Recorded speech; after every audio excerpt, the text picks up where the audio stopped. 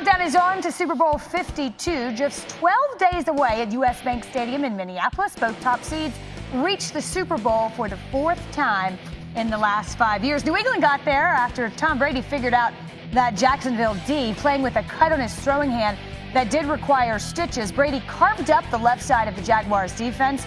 He finished 19 of 23 for 204 yards and 2 touchdowns, throwing from the left hash to the sideline.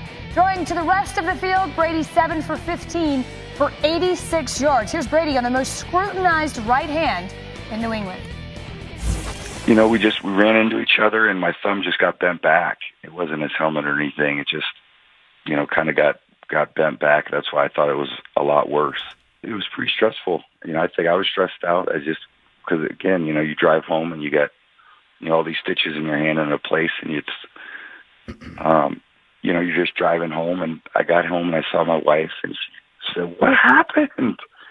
And I said, "I know, it's just accident practice." And she said, "What's going to happen?" I said, "I don't know. We'll have to see how it goes." Not a great place for an injury to a quarterback, but it is, kind of is what it is. And it won't be a problem in a couple weeks, which I'm really happy about. Mike Reese joins us now from Foxborough, and obviously people still talking about Brady's hand. Michael, what's the latest there?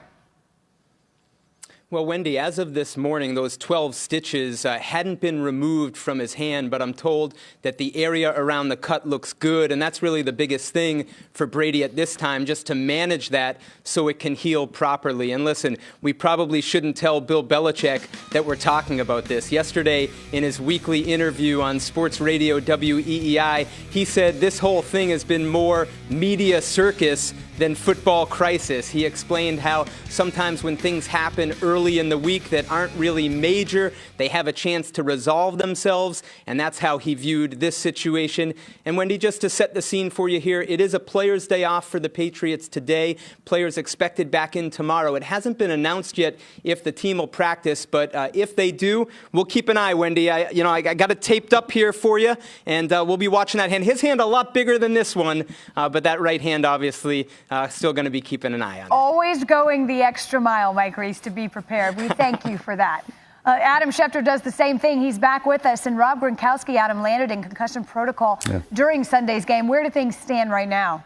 Well, Wendy, first of all, Mike buried the lead. The players have a day off. I thought there are no days off in Foxborough. So right then and there, that theory already has been disproved. As for Rob Gronkowski, he still has to go through concussion protocol, but with the extra time, the expectation is that he will be cleared. If you go back over the injury reports during his time in Foxborough, he has never showed up on an injury report with a concussion. So there is no history, no documented history of concussions for Rob Gronkowski. And the sense around that organization right now is that with that extra time off, he should be good to go for Super Bowl 52, and Tom Brady would have an added weapon back, which is exactly what the Patriots are hoping to have against the Eagles.